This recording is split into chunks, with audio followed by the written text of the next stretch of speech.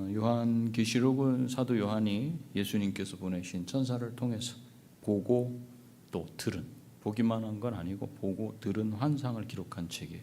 이 환상은 한 번에 다 보여주는 건 아니고 시간 간격을 두고 이렇게 보게 하시.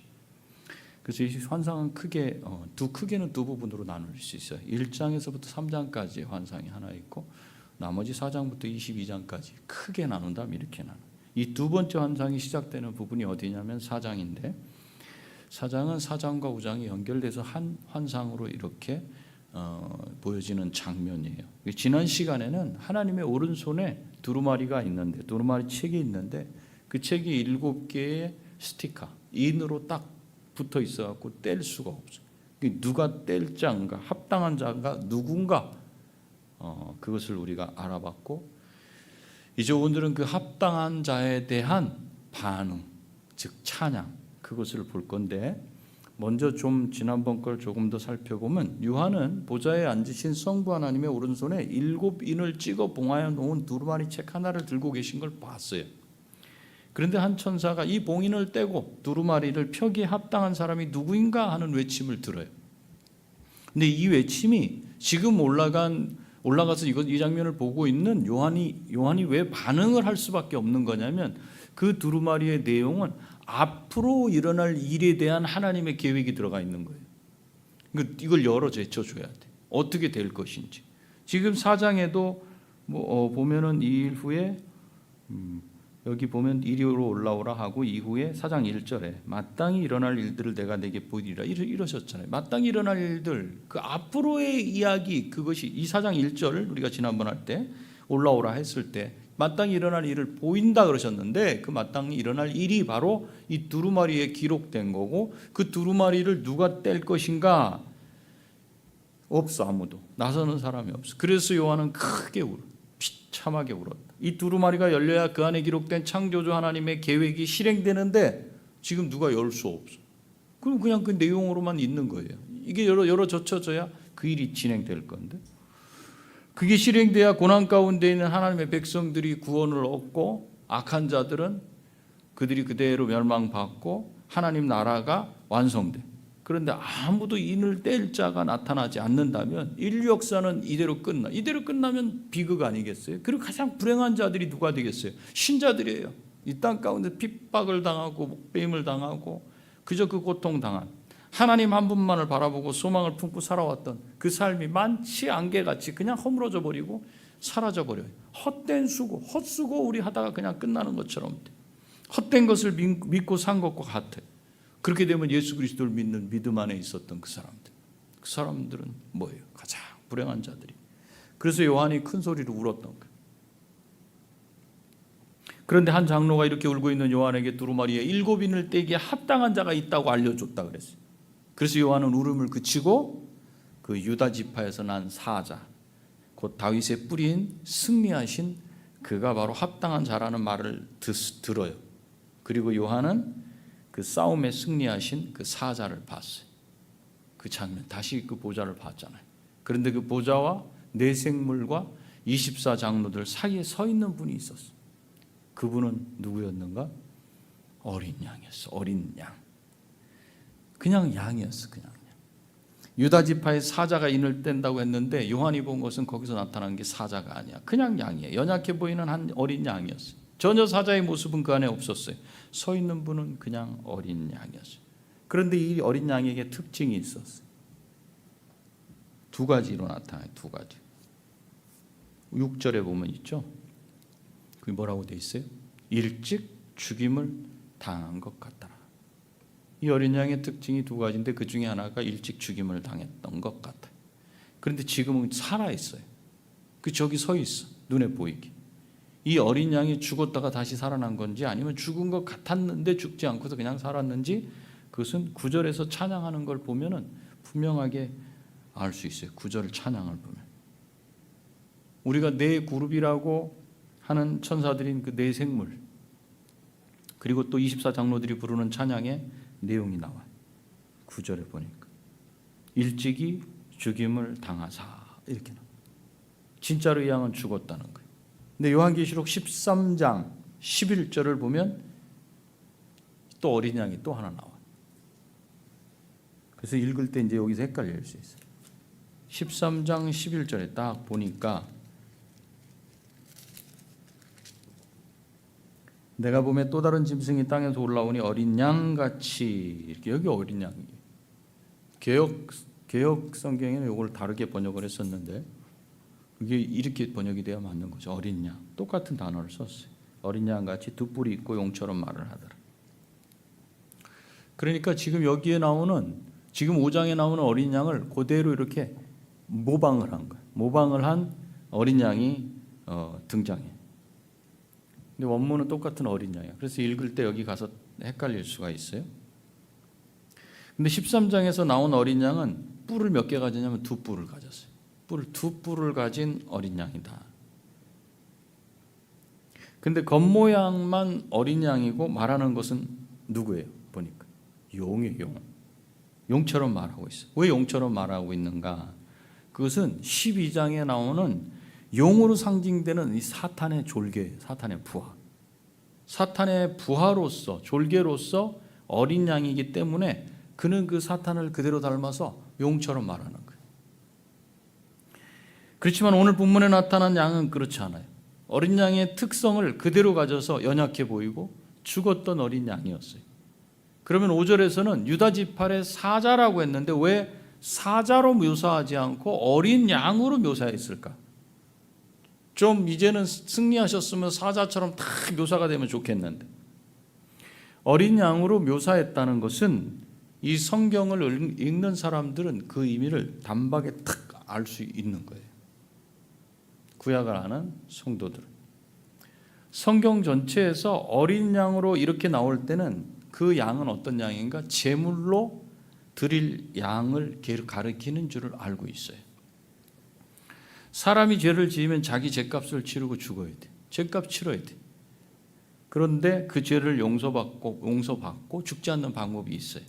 그것은 자기 대신, 즉 사람 대신 어린 양을 죽이는 거예요.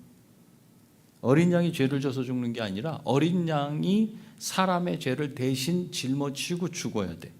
그래서 이 어린 양은 제물로 드리지만 사람 대신 죄를 용서받는 것이기 때문에 대속제물이에요. 대속제물. 대신 내 죄를 갚는. 그래서 이사야 53장, 우리가 잘 알고 암송했던 이사야 53장에서 남을 대신해서 대속제물로 드려질 어린 양과 같은 분에 대한 묘사가 나와요.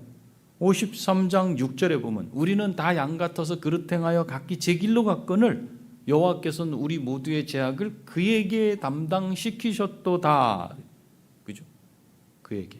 그가 곤욕을 당하여 괴로울 때에도 그의 입을 열지 아니하였으며 마치 도수장으로 끌려가는 여기 어린 양과 이렇게 나와요. 도수장으로 끌려가는 어린 양과 털 깎는 자 앞에서 잠잠한 양같이 그의 입을 열지 아니하였도다. 8절. 그는 곤욕과 신문을 당하고 끌려갔으나 그 세대 중에 누가 생각하기를 그가 살아있는 자들의 땅에서 끊어지면 마땅히 형벌받을 내 백성의 허물 때문이라 하였으리요. 거기서 어린 양이 나오죠. 사도 바울도 고린도전서 5장에서 여러분은 새 반죽이 되기 위해서 묵은 누룩을 깨끗이 치우십시오. 새 반죽이 된다. 새 사람이 되기 위해서 내 안에 있는 나로부터 나오는 이 악 이런 거 다 치우십시오. 사실 여러분은 누룩이 들지 않은 사람들입니다. 새 사람 되었기 때문에. 우리들의 유월절 양이신 그리스도께서 희생되셨습니다. 이렇게 나오죠. 유월절 양. 그게 이유예요. 유월절 양, 어린 양, 희생되셨다는 거예요. 유월절 양이라는 것은 그렇다면 무엇을 말하는 것일까? 지금 어린 양에 대해서 계속 우리가 들어가는 거예요. 출애굽기 12장 21절에 보면 유월절 양에 대해서 나오죠. 모세가 하나님의 명령을 받아서 이스라엘 모든 장로들을 불러서 말하되 너희는 모두 나가서 너희 가족대로 어린 양을 택하여 유월절 양으로 잡고 이렇게 말해. 그래서 사도 바울이 가리켜 말하는 유월절 양은 당연히 어떤 양인가? 어린 양이다. 어린 양이 너희를 위해서 희생했다. 유월절 양이 너희를 위해서 희생했다. 그러니 너희가 새 반죽이 되기 위해서 이제는 주님이 빚으시는 새 반죽, 새 사람이 되기 위해서 묵은 누룩을 깨끗이 치워라. 너희 안에서 나오는 그런 악한 것들 이런 거 다 치워라. 그거 붙잡고 있지 말아라. 그 어린 양. 이처럼 어린 양은 사람을 구원하기 위하여 대신 죽어야 하는 제물을 의미해요. 그럼 요한은 이 어린 양을 보고 이분이 누구신지를 어떻게 알 수 있었을까? 요한복음 1장 29절에서 보면 요한이 요한복음을 썼잖아요. 세례 요한이 예수님을 가리켜 사용한 표현 그걸 그대로 자기가 기록했어요. 그러니까 알고 있어. 뭐예요? 세례 요한이 예수님을 가리켜서 뭐라 그랬어요? 세상 죄를 지고 가시는 하나님의 어린 양을 보라 그랬죠. 어린 양을 보라. 하나님의 어린 양? 그때는 몰랐을지도 모르지만 이제 요한복음을 기록하고 예수님 부활하신 예수님을 만나고 그러면서 그 말씀이 다 깨어져서 열려진 거죠. 그렇기 때문에 요한이 어린 양을 볼 때 이분이 누군지 금방 알 수 있는 거예요.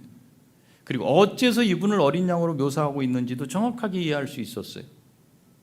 이처럼 어린 양이 갖는 특징은 첫 번째, 일찍 죽임을 당했다. 그리고 지금은 살아 계신다. 이거 특징, 어린 양의 첫 번째 특징. 또 한 가지 특징이 나오는데 6절 뒷부분에 보면 7뿔과 7눈을 가지고 있다. 이렇게 나오죠. 7뿔과 7눈이 있으니, 그죠? 어린 양으로 죽었는데 다시 살아났다. 그리고 7뿔과 7눈을 가졌다. 이것이 사자다운 거예요. 모습은 어린 양으로 나와 있지만 이제 사자다운 모습이 그 안에 있는가? 7뿔과 7눈. 먼저 뿔과 눈에 공통적으로 붙은 7이라는 숫자. 우리가 몇 번 강조해서 잘 알죠? 이 요한계시록에 7이라는 숫자가 굉장히 많이 이렇게 나오는데 우리가 뭐 앞에서 7교회를 또 봤죠. 여기서 7인을 봐요. 또 7천사, 7대접 이렇게 7. 7은 무슨 뜻인가? 완전수라 그랬죠. 완전수. 완전. 그리고 뿔이라는 것은 성경에서 어떤 의미가 있냐면 힘, 능력, 권력 이런 의미가 있어요. 그렇다면 7뿔은 뭐예요? 완전한 힘. 그걸 한자로 뭐라 그러냐면 전능. 전능하신 나의 주 하나님은 이렇게 하죠. 우리 말로 그렇게는 하는데 전능하시다. 그러면 7눈은 무엇을 의미하는가? 이것은 이제 스가랴서, 구약성경 스가랴서 4장 10절에 나오는데 스가랴 선지자가 몰라서 물어요. 그때 천사가 대답해줘요.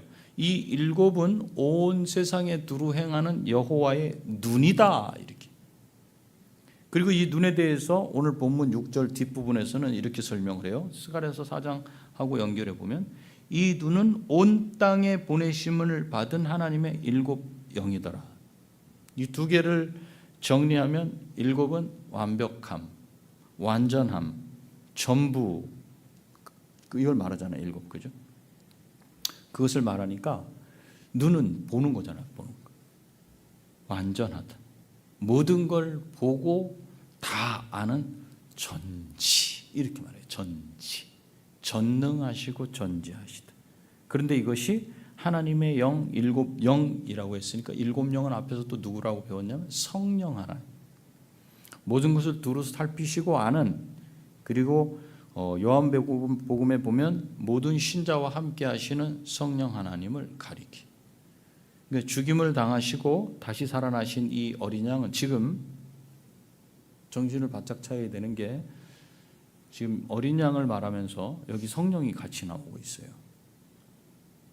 이게 이해하기가 쉽지 않아요. 지금 성부 하나님이 계시고 성자 하나님이 어린 양으로 나오셨는데 그 어린 양이 뿔이 7에다가 7눈이 있다 그랬어요.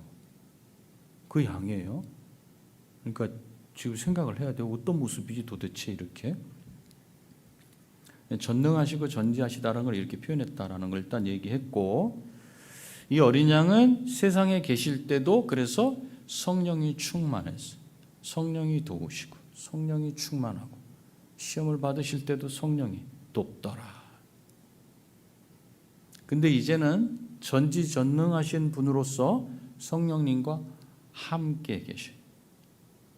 이처럼 어린 양은 전능하고 전지하시기 때문에 이런 면에서 승리한 사자라는 호칭이 맞는 거죠.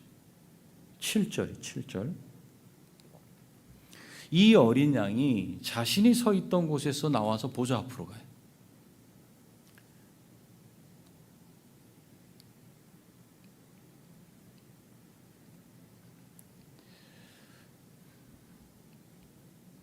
지금 제가 설명을 하지 않는데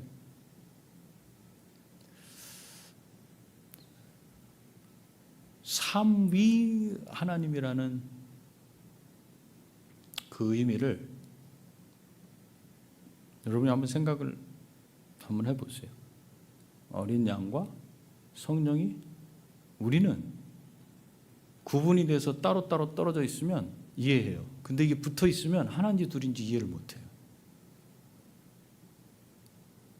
예수 그리스도와 어린 양과 성령이 함께 하시는데 분명히 어린 양은 어린 양이고 일곱 영은 일곱 영이에요. 근데 그 어린 양 안에서 그게 나타나. 그리고 성부가 계셔. 이 장면 자체를 보면서 우리는 하나님은 본질상 하나야, 하나. 그렇지만 또 이렇게 구별이 된다라는 걸 생각을 일단 해야 돼. 이게 지금 여기서 묘사된 이 부분이 어린 양의 일곱 영, 일곱 눈, 일곱 뿔, 이것이 우리가 그림으로 이해하거나 그러기는 쉽지 않은 부분이지만 이 부분은 요만큼만 하고 넘어가요. 여기서 핵심은 어린 양이 전지하시고 전능하신 하나님이시다라는 걸 나타내주고 이 어린 양이 이제 보좌 앞으로 가요. 이 장면은 다니엘서 7장 13절과 같이 겹치는 장면. 다니엘서를 많이 읽으신 분은 또 이 부분을 쉽게 이해할 수 있어요. 여기서 다니엘 선지자는 바다에서 나오는 큰 짐승 넷을 봐요. 7장 다니엘서에. 그 짐승을 다 보고 나서 하늘의 장면이 탁 펼쳐져 있는데 그 장면이 다니엘서 7장 9절부터 시작돼요. 7장 9절부터 시작되는 장면을 제가 읽어볼게요. 내가 보니 왕좌가 놓이고 옛적부터 항상 계신 이가 좌정하셨는데 그의 옷은 희기가 눈 같고 이렇게 돼요. 4장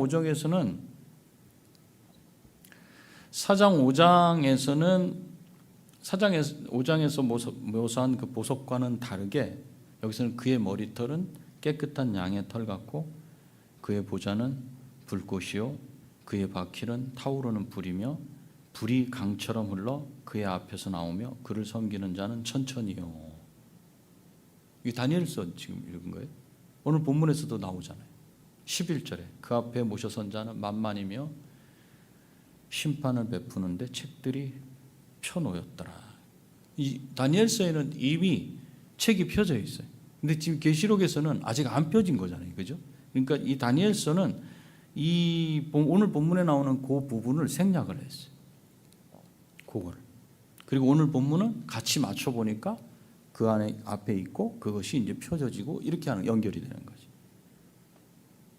그 13절 다니엘서 7장 13절 내가 또 밤 환상 중에 보니 인자 같은 이가 하늘 구름을 타고 와서 옛적부터 항상 계신 이에게 나아가 그 앞으로 인도되매. 이 인자 같은 이가 누군지는 아시겠죠? 예수 그리스도. 이처럼 예수 그리스도께서 누구신지를 여러 가지 상징으로 설명을 해요. 왜 그래요? 왜? 예수 그리스도께서 누구시고 어떤 일을 하시는지를 잘 알려주기 위해서 그래요. 그래서 다니엘서 7장에서는 인자 같은 이로 설명했지만 오늘 본문에서는 어린 양과 사자로 상징하고 있어요. 이 어린 양이 보좌에 앉으신 성부 하나님께로부터 그 책을 받으셨어요. 그리고 그 책에 인을 떼고 그 책을 열어서 그 안에 기록된 하나님의 계획을 실행하시려고 해요. 이렇게 어린 양께서 두루마리 책을 취하시자 놀라운 일이 벌어져요. 자, 생각해 보세요. 이 인을 뗄 자가 없을 때 요한이 보인 반응은 뭐였어요? 어떻게 했어요? 요한이? 심히 울었어. 아니요. 큰 소리로. 그럼 어떡합니까? 이후의 역사를 알 수 없다면, 그것이 실행되지 않는다면 어떡합니까? 그랬어요. 그런데 그 인을 뗄 자가, 합당한 자가 나왔어요. 여러분이 생각해 보는 거예요. 합당한 자가 나와서 그분이 누군지 쭉 그 배경을 설명한 다음에 이래서 합당하다 그렇게 하고는 그 다음에 성부로부터 책을 탁 받아서 가지고 오셨어요. 이제 인을 떼시는 거 아니에요. 그럴 때 모여 있는 다른 그 천사들, 내생물, 24장로들, 만만천천인 천사들 뭐 하겠어요, 여러분? 그때 울었던 요한은 뭘 하겠고 거기 있는 그들은 뭘 하겠어요? 당연히 따라와야 될 게 뭐예요? 찬양이 따라오는 거예요. 찬양. 8절에 먼저 내생물과 24장로들이 어린 양 앞에 엎드려 경배해요. 그리고 9절을 보면 새 노래를 불러서 찬양해. 근데 11절을 보니까 그 숫자가 얼마나 되는가? 만만이요 천천히. 무수히 많은 천사들이 큰 음성으로 찬양해. 한번 상상해봐요, 여러분. 수많은 자들이 찬양을. 그뿐 아니에요. 13절을 보시면 13절에 내가 또 들으니 들려온 소리인데 하늘 위에 땅 위에 땅 아래 바다 위에 또 그 가운데 모든 피조물이 찬양해. 영적인 세력들, 이 물질적인 물질을 안고 있는 세력들, 피조물은 다 하나님을 찬양. 역사가 어떻게 될지에 대한 걸 다 이제 실행시키실 그것을 보고서는. 근데 이들의 이 찬양 내용을 보면, 그러니까 한마디로 그 찬양의 가사를 보면 어떻게 이 가사가 어떤지를 볼 수 있죠. 첫 번째는 어린 양이 그 두루마리 책에 인을 떼시기에 왜 합당한지 그 합당한 이유를 찬양해. 이 두루마리의 인을 뗄 수 있는 분이 누구신지, 그분이 왜 합당한가, 그걸 대신 죽은 분이에요. 대신 죄인들을 대신해서 죽으시고, 그래서 죄값을 다 치르시고 다시 살아나심으로써 죽음을 이기시고 죄를 대속하시고 사탄을 이기신 승리한 분이어야만 돼요. 근데 예수 그리스도가 바로 그분이라는 걸 찬양해요. 그분이 누군가? 어린 양이신 그리스도시다. 그래서 내생물과 24장로들과 셀 수 없는 수의 천사들, 온 우주에 있는 피조물들이 어린 양이신 그리스도를 찬양해요. 합당하신 분이 승리하셨어요. 두 번째로 이들이 찬양한 내용을 보면 어린 양으로서 죽으시고 살아나신 그 일이 어떤 결과를 가져왔는지 말하면서 찬양해요. 9절 중반에. 9절. 첫 번째는 일찍 죽임을 당하사 그랬죠. 그래서 합당하시다. 인봉을 떼기 합당하시다. 두 번째, 각 족속과 방언과 백성과 나라 가운데에서 사람들을 피로 사서 하나님께 드리시고, 이렇게 했죠. 여기서 중요한 건 죽으시고 사서, 죽으시고 사서 드리시고, 이게 핵심이에요. 어린 양이 하신 일이에요. 어린 양은 차별 없이 모든 인간 가운데서 색이 다르든지 지체가 높든 낮든 관계없이 어떤 언어를 쓰든지 모든 인간 가운데서 어린 양의 피로 사신 자들, 즉 어린 양의 생명으로 사신 자들을 하나님께 드리셨어요. 하나님께 드리셨다는 게 무슨 뜻이에요, 여러분? 여러분을 하나님께 드렸어요. 예수 그리스도의 피로 사서. 그럼 소속이 달라지는 거죠. 누구께 되는 거예요? 하나님께 되는 거예요. 하나님 백성이 되는 거예요. 다른 말로 하나님의 자녀로 삼게 하셨다는 거예요. 누구의 피로? 어린 양의 피로. 그리고 그 뒤에 하나님 앞에서 나라와 제사장들을 삼으셨다, 이렇게 했지. 나라가 되었다는 말은 왕이신 하나님의 통치, 다스림을 받는 하나님 백성이 되었다, 이 뜻이. 그걸 나라다.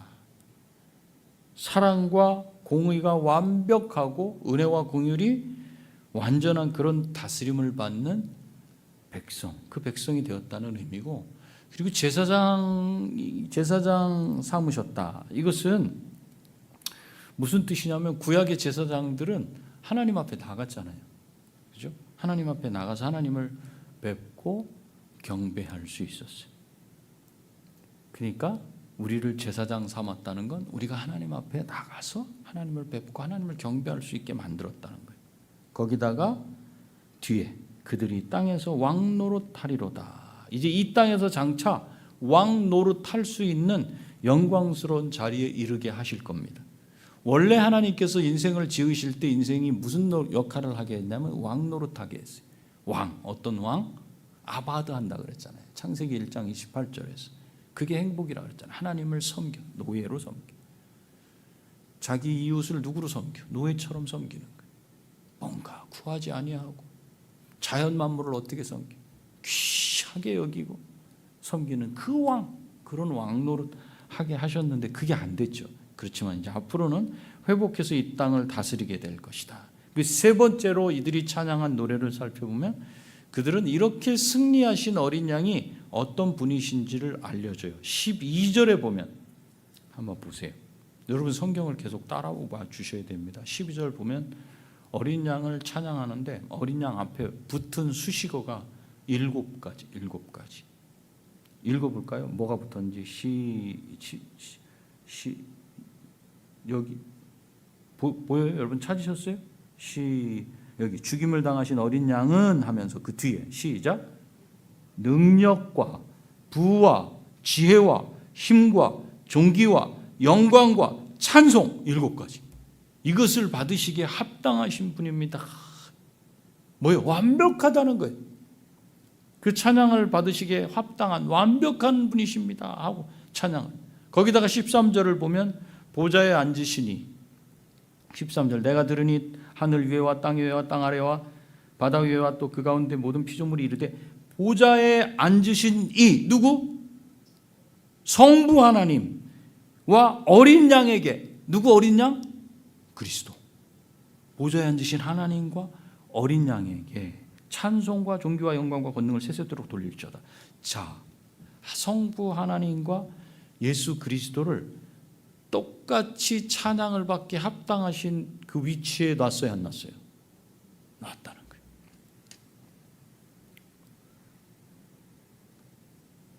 어린 양이 누구냐는 거예요. 하나님이시라는 거예요. 본질상 하나님이시라는 걸 말하고 있어요. 뿐만 아니라 또 성부 하나님의 보좌 앞에 있던 그대의 생물은 어떻게 해요? 14절 내 생물이 이르되 어떻게 해요? 아멘 맞습니다 하는 거잖아요. 아멘 하고 24 장로들은 어떻게 그 앞에 엎드려 경배. 누구 앞에? 성부 하나님 어린 양. 이 사실을 통해서 우리가 알 수 있는 게 뭐예요? 요한계시록 뒤에 이제 22장 8절 9절에 가면 요한은 자신에게 예수 그리스도께서 보내신 천사를 통해서 이제 모든 계시를 받을 거 아니에요. 받고 난 후에 이렇게 말해요.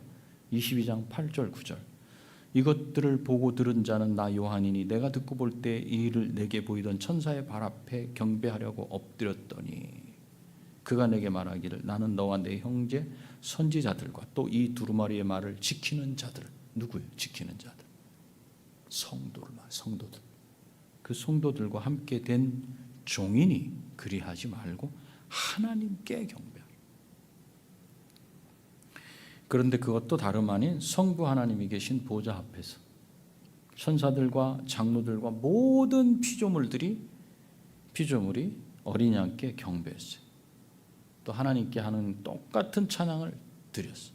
이 사실을 통해서 우리는 어린 양 그리스도도 역시 하나님이시라는 사실을 알게 하시는 거예요. 사람요 예수 그리스도가 이 땅에 당신은 더 그렇죠.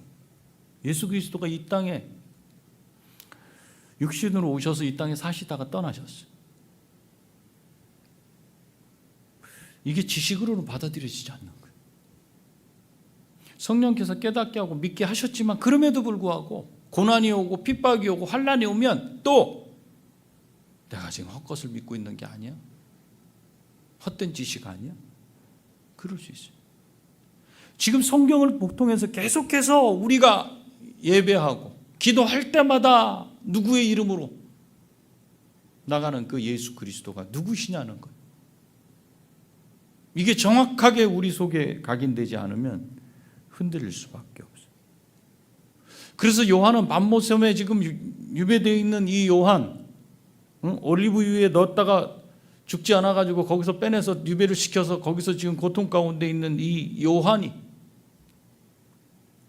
여기서 다시 힘을 얻을 수 있고, 당시에 핍박과 환난과 고난 가운데 있었던 교회들에게 그들을 위로하고 다시 힘을 낼 수 있고 끝까지 견딜 수 있도록 하는 편지에는 도대체 뭐가 들어가야 될까? 결국은 예수 그리스도는 하나님이시라는 거예요. 예수 그리스도. 그 사실을 알게. 그렇지 않고는 그분이 성부 하나님과 동일한 찬양을 받을 수가 없어요. 이렇게 찬양을 받으신 어린 양이 누구신가? 그게 5장이 가르쳐 주는 거예요. 그분은 성부 하나님과 똑같은 하나님이십니다. 전지하십니다. 모든 걸 다 하십니다. 그리고 전능하십니다. 완벽한 신이시라는 거예요. 그런데 이분은 성부 하나님과 구분되는 성자 하나님이에요. 성부 하나님이 보좌에 앉아 계시고 그 다음에 성자 하나님이 여기 계셔. 그에게 나가셔. 그래서 성부 하나님과 성자 하나님은 구별된 인격체이시다. 이 어린 양이신 그리스도께서 우리를 죄와 사망과 사탄의 손에서 벗어나게 하시려고 이 세상에 사람으로 오셨어요. 고난 받으셨어요. 십자가에 죽으셨어요. 그리고 다시 사셨어요. 그리고 지금은 하나님과 동일하게 내 생물과 24장로들과 수많은 천사들과 피조물들의 경배와 찬양을 받으시는 하나님으로서 이 세상을 다스리시는 것을 요한이 본 거예요. 그리고 하나님이신 예수 그리스도께서 이제 모든 역사를 이끌어 가실 것이고 이제 마무리 지으실 거예요. 십자가에서 죽으시고 죽음을 이기시고 다시 살아나신 승리하신 어린 양이신 그리스도, 그 그리스도께서 우리를 하나님께로 데려다주고 인도하시죠. 우린 그 예수 그리스도를 믿는 믿음으로 하나님께로 연결이 돼요. 우리는 예수 그리스도를 통해서만 하나님께 나아갈 수 있어요. 우리가 본 5장의 환상은 우리를 여기에만 머물러 있게 하지 않고 이제 소망을 품고 저 하늘의 소망을 품고 하나님께로 한 걸음씩 나아가기.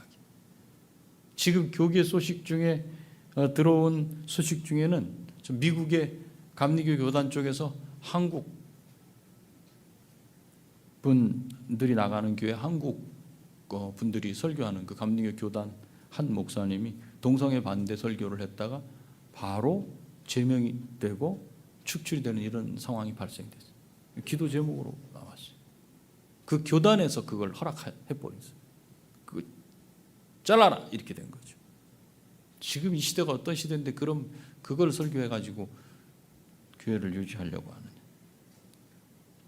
이 물결은 전 세계로 확산이 될 겁니다. 동성애 반대 설교를 하게 되면 교단 차원에서 아니면 성도들이 들고 일어날 겁니다.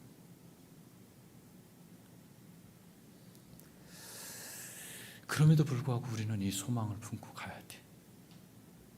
역사가 점점 끝나가고 있어. 모든 역사가 끝나고 나면 하나님께서 이제 우리의 눈물을 닦아주시고 다시는 사망이나 애통이나 아픈 것이 없는 완전한 평안 가운데서 하나님과 함께 살아가게 하실 거예요. 이것이 4장, 5장의 환상을 통해서 우리에게 품게 하는 소망이에요. 우리 그거 붙잡고 가는 거예요. 이 소망이 헛된 것이 아니라는 것은 우리가 하나님 성부 앞에 계신 어린 양이신 그분을 봤기 때문에 그분이 누구예요? 전지하시고 전능하시고 완전하신 분. 그분이 바로 나를 위해서 십자가에 죽으시고 다시 살아나셨어요. 우리가 이 소망을 품어요. 이 소망이 많은 그리스도인들을 박해 가운데서 견디게 하고 기쁨 가운데 죽음을 맞이하게 했어요. 우리가 믿음이 있다고 그러면서 이런 소망이 없다면 그것은 참 믿음이 아니에요. 이 소망이 있기 때문에 지금 닥친 문제 앞에서도 태어날 수 있어요. 흔들리지 않을 수 있어요. 그리고 앞으로 다가올 고난 앞에서도 당당히 견뎌낼 수 있는 힘을 가질 수 있는 거예요. 소망의 힘을 갖게. 우리가 가진 소망 때문에 우리는 우리가 받은 하나님의 사랑을 다른 사람을 향해서 베풀 수 있는 여유가 생기는 거예요. 소망이 없으면 여유 안 생겨요. 나도 힘들어 죽겠어 이렇게 되죠. 근데 이 소망을 가지면 내가 그 여유가 생기는 거예요. 그래서 감사하고 평안을 누리며 사는 그리스도인으로 살아갈 수 있게 되는 겁니다. 이런 은혜가 하늘 보좌의 찬양과 경배의 환상을 보신 여러분 모두에게 여러분의 이 땅에서 하나님의 부름을 받아서 떠나는 그날까지 그 가슴 속에 간직돼서 어떤 일 앞에서도 진리를 놓고 타협하지 아니하고 불의한 길에 서지 아니하고 예수 그리스도, 전지전능하신 예수 그리스도, 하나님이신 그 예수 그리스도를 가슴에 품고 붙잡고 다시 오실 그분을 바라보면서 사신 여러분이 되시기를 바랍니다. 기도하겠습니다. 주님, 우리를 위해서 대신 죽으신 예수 그리스도께서 바로 어린 양이시며 그 어린 양은 성령과 함께 하시며 모든 것을 아시고 모든 것을 하실 수 있는 능력이 있으신 일찍 죽임을 당하신 대속제물이 되신 하나님의 두루마리 책에 7인을 떼기에 합당하신 분임을 우리는 오늘 보고 그 경배와 찬양을 올려드리는 모든 존재들을 보았습니다. 주님, 우리도 그 주님 때문에 예수 그리스도 때문에 아버지 앞에 나갈 수 있는 자들 된 것을 이 시간 다시 확인하며 하나님의 자녀가 된 것에 감사하며 다시 오실 그리스도를 바라고 소망하며 이 땅에서의 환난과 핍박과 지금 내가 겪고 있는 문제의 그 중심에서 힘을 내서 그것을 견디고 일어날 그런 소망을 품게 하심에 감사합니다. 일평생에 이 소망을 품고 다른 영혼을 향해 하나님의 사랑을 열어줄 수 있는 넉넉한 그 은혜가 우리 가운데 다 있게 되기를 소원합니다. 예수님의 거룩하신 이름으로 기도합니다. 아멘. 주님 가르치신 기도로 마칩니다. 하늘에 계신 우리 아버지여, 이름이 거룩히 여김을 받으시오며 나라가 임하시오며 뜻이 하늘에서 이루어진 것 같이 땅에서도 이루어지이다. 오늘 우리에게 일용할 양식을 주시옵고 우리가 우리에게 죄진 자를 사하여 준 것 같이 우리 죄를 사하여 주시옵고 우리를 시험에 들게 하지 마시옵고 다만 악에서 구하시옵소서. 나라와 권세와 영광이 아버지께 영원히 있사옵나이다.